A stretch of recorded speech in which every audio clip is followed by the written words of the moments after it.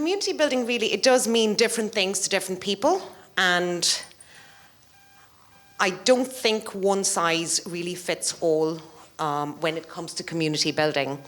So to give the conversation some context, what I'm going to do is I'm going to invite the panelists to introduce themselves and what they do and what community building means for them specifically or for their business.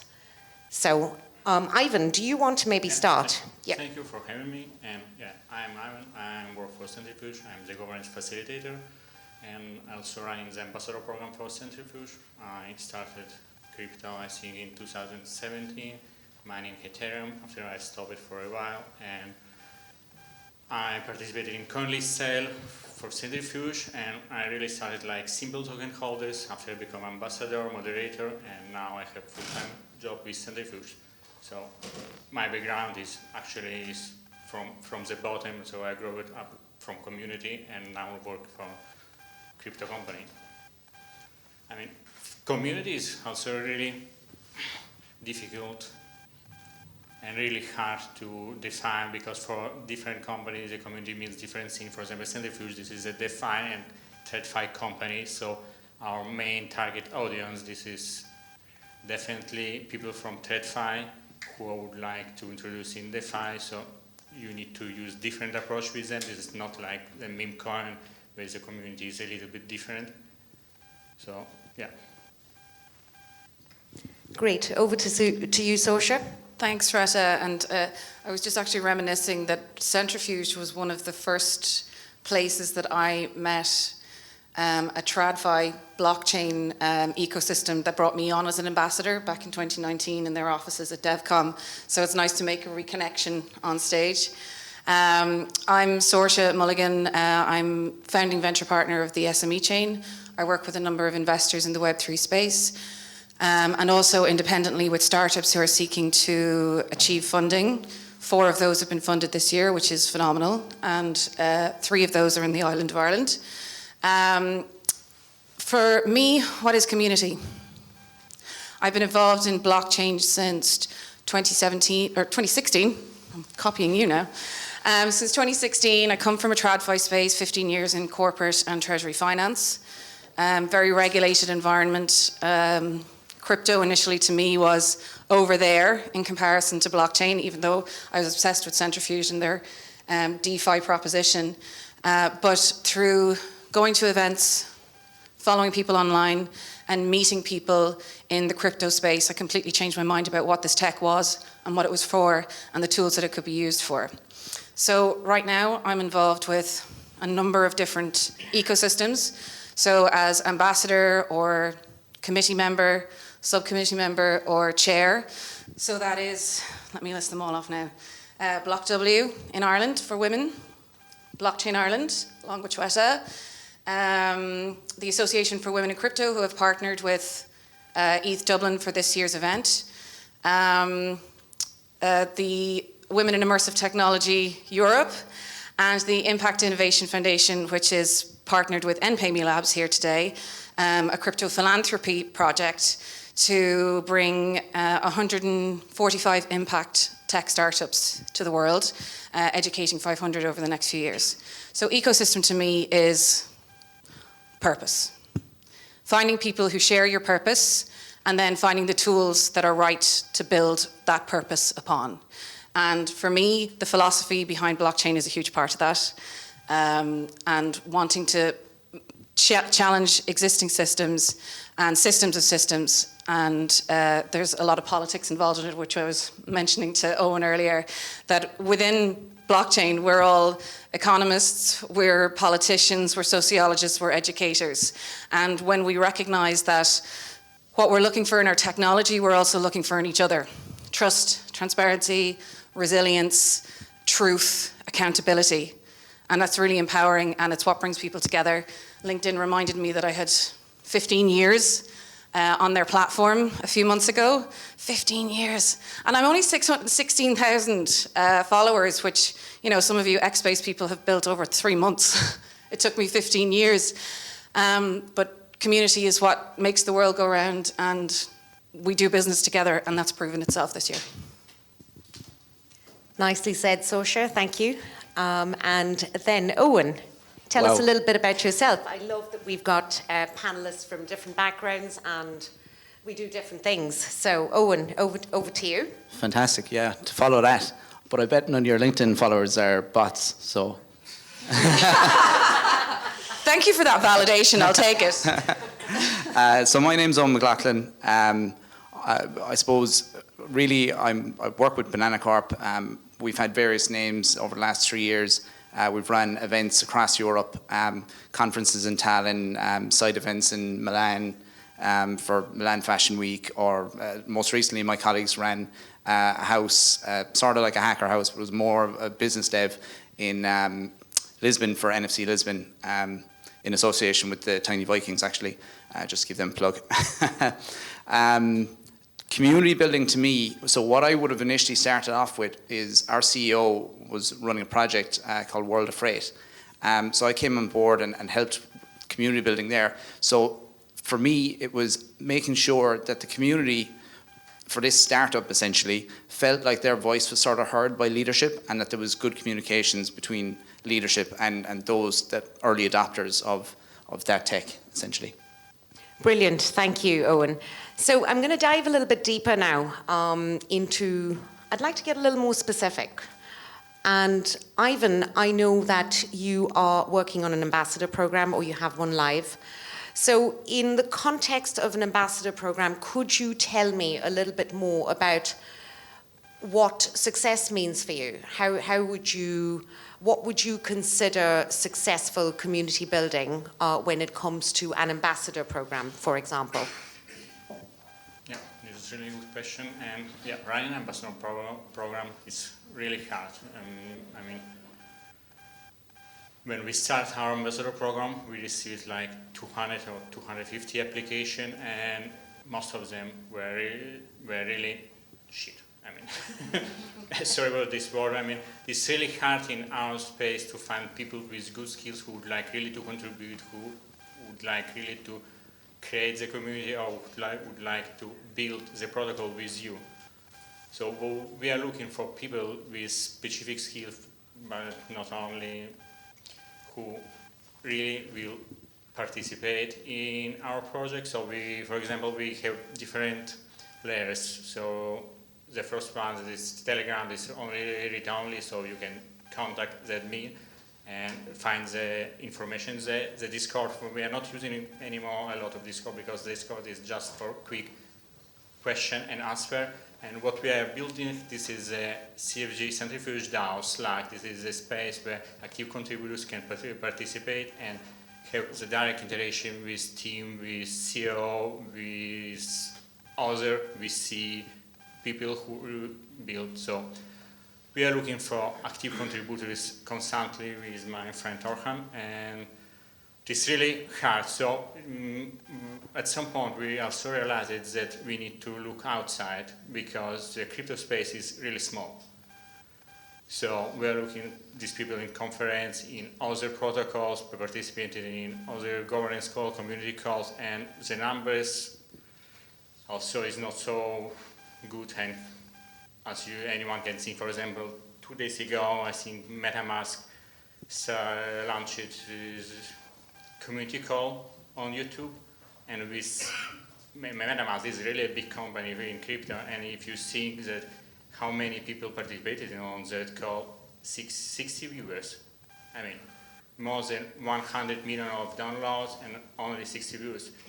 Arbitrum governance call also was 3 days ago, and Arbitrum running million of dollars program, grant programs. They have 1.1 million of token holders, and only 39 people were on that call. So this is really hard to build. So for me, building a good ambassador program is find people who will participate, who care about the protocol, and who will constantly be with our protocol. So yes, while it looks easy, it isn't necessarily easy, that's for sure. And do you find that there are certain tools or tactics that are more successful than others? Definitely, I think that the best approach for us is looking outside. Like I already said, is Dublin, is Bratislava, so you need to meet people in real life because it's really hard to find them online. And it's not only to find people, because find people is also pretty easy, but how you keep and hold these people with you. So for us, as I said already, it's really hard because they fight at 5 companies. So finding a guy who is working for a bank system or in TradFi and asking him to contribute 1 hour or 2 hours a week, it's really hard. Okay, great. That actually is going to segue very nicely into what Sorcha does, which is something I've noticed over the last while. Sorcha, you're great at bringing ecosystems together. And I'd actually love for you to talk a little bit about that and then obviously add to it, but I think that's a great point for you to speak on because you're so good at it. Yeah, and I've just been nodding ahead to what Ivan was saying because there's so much truth and crossover. Getting people engaged, looking outside of the existing ecosystem that you're involved in rather than the echo chambers that you can find yourself in of people nodding along and just agreeing with everything you're saying. Myself and Alejandro were on a panel at Dublin Tech Summit earlier in the week, a blockchain panel, and if it was this time last year, that room would have been this size. This year it was easily 200 to 300 people, and we had a captivated audience, and we were talking about blockchain and its use cases, and more importantly, successful, funded, impactful use cases in development and scaling today rather than just concept. And the number of people that got in touch afterwards to say, you've completely changed my mind about crypto. I mean, that's what we need to do, is get outside of just our crypto rooms and bring more and more people in. And that's what I've been doing with the Women in Immersive Technology Europe group, who had no interest in blockchain when I joined them last year. And now we're setting up a blockchain pillar because creators in immersive technology need blockchain to secure their digital identity, self-sovereign identity, digital assets, etc. Plugging ecosystems into each other is imperative because if you drill down to it, what's the point? What are we all doing? We are looking for people who think like us, who want to make an impact, build like us, and change the current systems. Okay, sounds a bit too political, but I'm actually talking about blockchain DeFi and making the world a better place for society and climate. And I mean, if you're not building towards that, or if it's not part of your development, then make it part of it because you'll be irrelevant in a few years' time, or you'll have to backtrack and redesign your product. So plugging different ecosystems into each other, I think it's the easiest thing to do, yet people seem to think that it's difficult. But if you get people who have an aligned objective to make change, then they're going to get on very well. They'll be nodding heads together, and then they'll be either creating content, designing events, or collaborating together, or getting invested. And that's the whole point, isn't it? Absolutely, and that's actually what we were talking about outside with Alejandro. I think we spoke for about 3 minutes, and we've already talked about plugging in 3 or 4 ecosystems in together. So yeah, that's great. Eoin, I'm going to move that to you, and I know you come from a different background when it comes to the NFT space. So if you could maybe give us some pointers. Yeah, so I just want to build on what my 2 speakers here have said. Essentially, you're looking at 2 things. One is the MetaMask and Arbitrum example, right? These are protocols and applications that have financially incentivized users to be there. So MetaMask has the Foxy meme coin token, which launched recently, and obviously Arbitrum had a very successful airdrop, and lots of people will point at Arbitrum as the best way to launch a token. So to hear that they had only, how many was it? On Arbitrum, so there was only 39 people only on the governance call, and on the community call on Consensus MetaMask, I think only 60 views, and I checked it yesterday, only 300 views on YouTube after 2 days. Wow. So I mean, So we're really only still a very niche financial sector. So pulling these core communities together to kind of bolster and bootstrap it, because I think if you step outside our echo chamber, everybody just thinks Web3 is crypto, and some people just think it's meme coins and culture coins. So I think we need to do a better job of engaging people, and when people come in, like really educating them on what we can do in this space. Can I jump on that really Please quickly? do. Sorry, because Please. I was on a Ripple XPRL. Am I going to get it in the right way around? XRPL Commons X space the other evening with one of the startups I work with, which is in the financial security space, tokenizing real world assets, which are large properties owned either by the government and fractionalized payments then can be bought by the general public, democratizing financial inclusion. And they're an incredible team. They've come from the TradFi space, you know. So what is interesting about crypto and blockchain at the moment, because of regulation and legislation coming in, which I know is stifling and very expensive and can put a lot of startups out of business, but we're starting to see people who've been building over the last couple of years in stealth mode from the TradFi sector coming out and getting funded and being vocal about the products that they're building. And the Ripple Commons space that we were on the other day, they couldn't believe that this startup existed that had received funding and was bringing a portfolio of X hundred million to the blockchain. So there's more of these about to come out, but the engagement point is so important, because what is the point in having 100 million, or was it 100 million users or whatever, and then only having 39 people actually engage, because that's not a community. What is it? That's not a community, and that segues into the next point. Is there are good practices for building community, and there are rubbish practices for building community. And you know, in the last few years, while I've been in crypto, I've seen the likes of people buying users and bots and charging a hefty fee for it. And this is, you know, I'm not saying that in this instance it was the case, but very often there is a total lack of engagement. So that's not true community building. I would be really interested to hear about some terrible examples or mistakes you've seen companies or communities make when it comes to trying to build that community. Okay, I've touched on the bots and buying users and followers. What else could you sort of highlight as per practices that maybe you know, like the audience to take something away from it, from this conversation? They hear something that they haven't heard before. I think Eoin, you had an example, did you? Yeah. So quick show of hands, who here has received an airdrop? Okay, very good, very good. So, Shweta, have you not? Oh, I have. So a really fantastic way of decentralizing your project and allowing your early investors to exit is by doing an airdrop. Unfortunately, if you fuck up your airdrop, then you can completely alienate your community. So that's one mistake that we've seen projects make. Really large, well-funded projects that now only have 28 daily active users.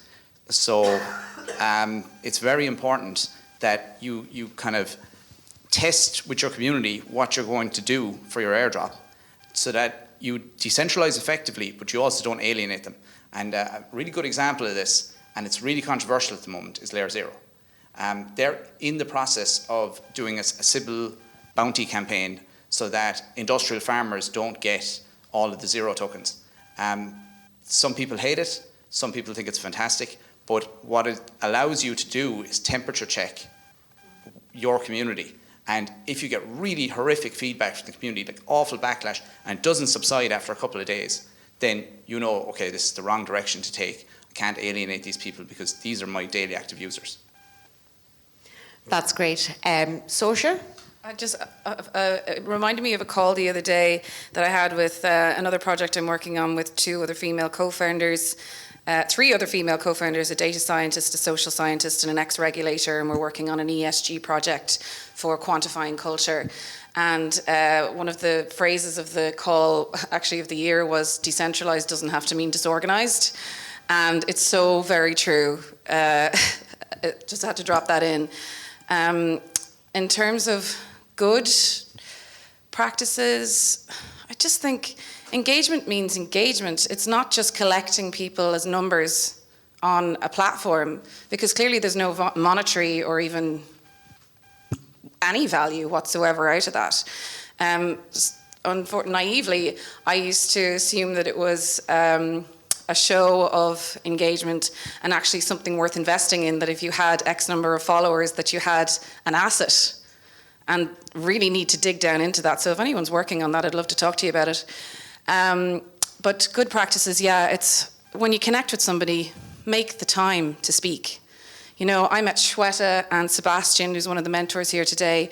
We met at the same event last year, Fiona Delaney's Blockchain Ireland Startups event at an amazing art gallery, which I was actually trying to tokenize to save it. That didn't work out. We've followed up on multiple occasions. We've met at loads of events. We've spoken together on panels, or we will be in the future.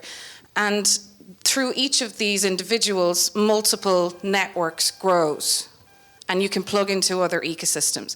That's good practice. It's contact with people that you know will actually maintain contact rather than disappearing off the face of the earth after they've said, who do you work for, what do you do, and what can I get from you? Because that's just, we're not going to have many conversations if that's the case. And Ivan, any tips from you? I think fully agree that with fake followers and bots that this definitely will not work. I'm not quite sure about the airdrops, because usually airdrops is just for people who just jump into your projects, grab airdrop, and you never see them again. So yeah, fully agree that the communities, you need to also understand how many people you can manage, because you cannot handle 100,000 of people. So who is really a community, who is really your audience for you. So like in Centrifuge DAO, we have active contributors, and for example, recently we have had a situation when our devs faces a problem with indexing, and one of our active contributors said, hey, I know this new company who can give you the same setup, but like 6 times less of cost. And this is great. So sharing social capital, sharing your networking. So this is good practice. But just to clarify, like airdrops are user acquisition as well. It's like Revolut paying you €200 to onboard your friends. It's up to the product to be fantastic then after that and usable. So it's, if that makes sense. Yeah, but I think that different project and protocols need to use different systems. So I mean, absolutely. Yeah, for Revolut, this is definitely a good way to grow the networking for different products. This will never couldn't even be good. But how are you analysing it as well, and what are you learning from every user that uptakes the airdrop? And how can you use that as a product or an incentive in the future? I think that that's important too. I'd love to get behind some of the numbers of what happens at the end of an airdrop, and what do you learn from it from a data perspective, and also from that community building side, and how can you monetize that in the future for the next one and get better and better and better. Yeah, well, you're trying to generate hype. You hope that you've built a good enough product that it stands on its own 2 feet after that, and then it's how many users you retain, and hopefully how many industrial farmers you exclude. Because obviously they're mercenary capital. They're only here to get an airdrop, and they're going to sell out immediately afterwards. I think that Optimism and Arbitrum, they use a really good system. So they ask the token holders to delegate their tokens and obtain the second airdrop in the future. So in this way, they're trying to keep them with them and interact with them. So this is definitely a good system. Referrals. Yeah. Finding out who your good referrals are and making sure that they're not bots. That's what I'm learning. No, that's great. I actually, so for me personally, I've got some key takeaways here. From Eoin, you know, when it comes to building hype, what would be best practices for building community, but genuinely building hype rather than buying followers? What would be your best tips for somebody who's trying to do that? Because it is a difficult one, and people do ask, how do I do this organically? It's a difficult question, right? Because Yeah. it's hard to build hype around like an unuseful product or something that's not battle tested. So, essentially, it's engagement, and making sure that if you're a small team, that you engage with everybody that's commenting on your posts, and you really work to be seen, to be actively speaking to your community, and especially make them feel like they're heard. And that's how you build like a strong core community in my...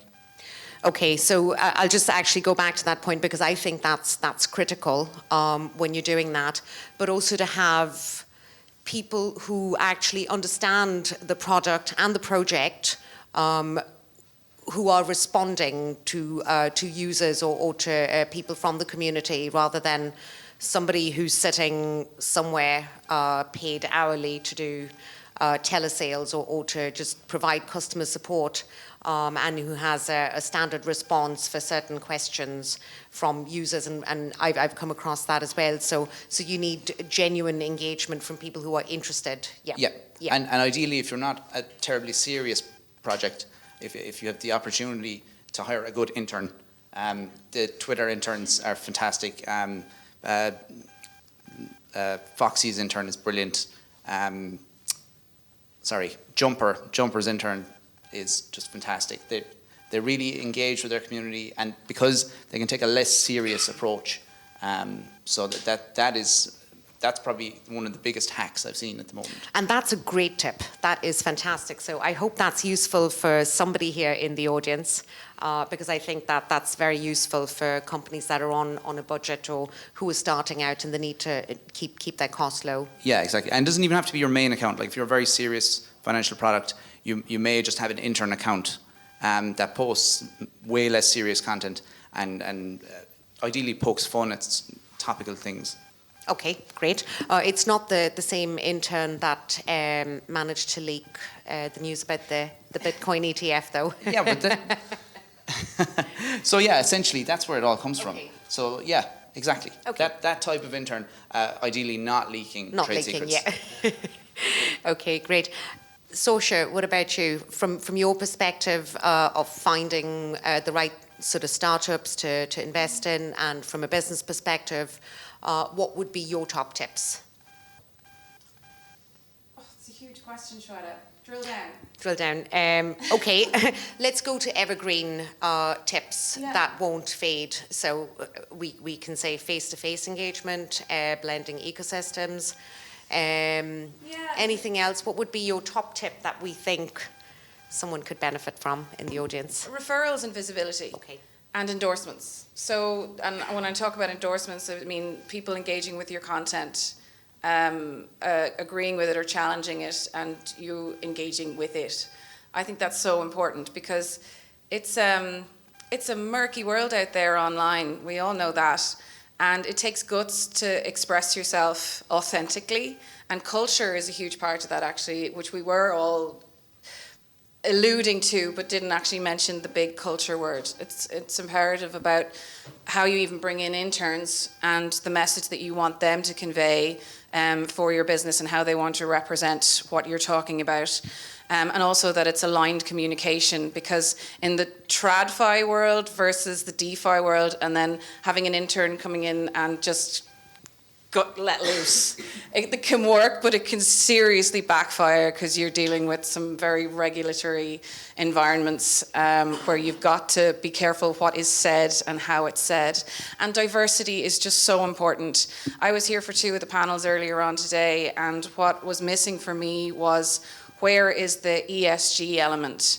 When designers, hackers, builders are building, incorporate environmental policies and emissions into what you're doing, because it's going to be very expensive to backtrack in a couple of years' time, and you're also going to make yourselves uninvestable, and you'll also contribute or be exposed to supply chain contamination if you're working with enterprises or government. Great. Just to clarify there, Go for it. The interns you see on Twitter these days are very well paid marketing specialists. They're not interns. Okay, great to know. Lovely. Ivan, any key takeaways from your perspective? Definitely transparency, engagement with community in different media, social platforms, because your community could be in different places, on LinkedIn, on Twitter, on Discord, and even on Telegram, and communication. Brilliant. Those are so that's really it goes back to basics there with a lot of points, which is brilliant. I think we are close to time, but we have a few minutes for Q&A. If anyone has any questions, anyone, any specific questions? We've taught everything. I think. Go for it. I have less of a question, but thanks. Hi. I have less of a question, maybe more of a comment, and you can build on that. But I think one element too that might have been missing from this conversation is once you have the airdrop or you start to build your community, is this idea of follow-up. And I think, Sorcha, you were alluding to it. But what are good methods, or what are key points for making sure that you follow up with your community? You've acquired that first user through an airdrop or other things. You've done your event. These people seem excited. Is letting the product speak enough to keep the users engaged, or how do you do that? What are good practices for that? Start, it's your mic. Yeah. Nice. Cool. Oh yeah, take this one. So I'll go back to it again: engagement, and having good customer support. Because if, say, you have a bridging protocol, right? If I make a mistake, or because bridges are complicated, right? They're usually, minimum 2 transactions, up to 6, depending on what you're doing, if you're doing a swap in between. So having good customer support that and hopefully it's retrievable, but maybe it's not. But then having to explain to people why it's not retrievable is very important as well. And yeah, essentially a good product, but backed up by a fantastic team that are engaging. Great. I think we have another question there. Can I add on to that as well? But I'm going to talk from a voluntary organisation and ecosystem perspective rather than an airdrop. So the Association of Women in Crypto, if anybody has not yet heard of them, follow me online or follow them, because they're doing some really interesting things in terms of bringing diversity to the Web3 space. We ran a campaign which went viral in March, and actually Alejandro is one of the first man in Ireland to support us, and obviously a spearhead for the ecosystem. We ran the Unmanel Your Panel hashtag campaign, which meant that if you are a senior person in the ecosystem anywhere in the world, that if you're asked to join a panel that has only guys, no women, no diversity, that you reject and instead nominate a female or somebody from a diverse background to join the panel. And it's gone viral, as I said. We have loads of merchandise. I think I brought some with me. But that kind of engagement where you get people on board to support what you're doing and why you're doing it, and they see the problem that you're trying to fix. And I think that should not just happen from a voluntary perspective, that should filter down into the ecosystems in which we're working, and then they take those values on and deploy them within an organization, and it can be fundamentally changing. And that's a great point, because while, I think events are taking place and there are panels certainly here locally, while people might not be using that hashtag, it is becoming common practice. And it's one of those things, 5 years down the line, it would be unheard of probably to have an all-male panel. Well, we're on our second wave of going viral since March. That's great. So it's proving itself to work again, and would love to see some more people in this room become allies of that campaign, so please get in touch about it. Excellent. I think we have one more question there. Farhan, you have one? Yeah, that was a great presentation. So Eoin already answered my question. You should have a good customer support team. Keep them separate from sales teams.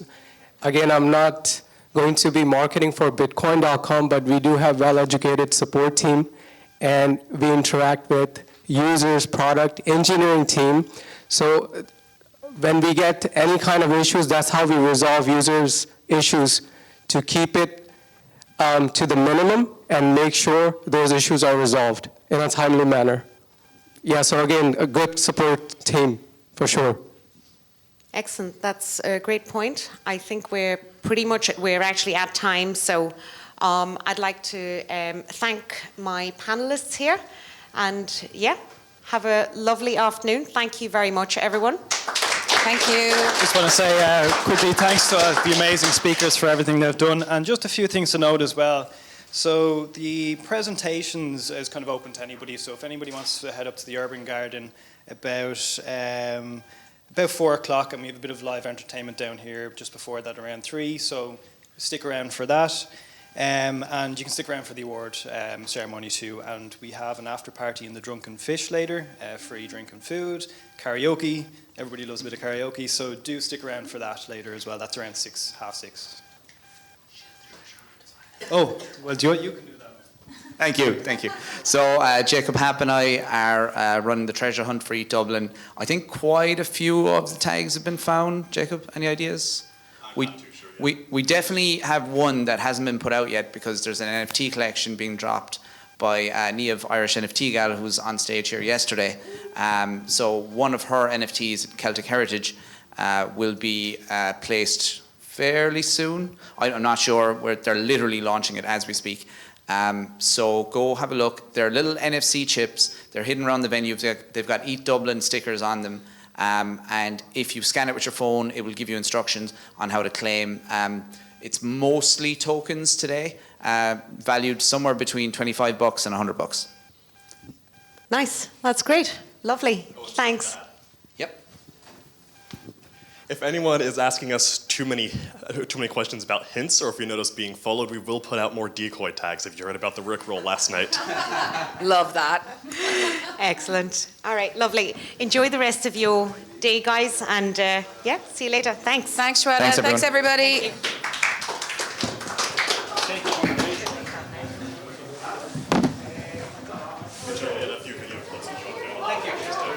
Did you?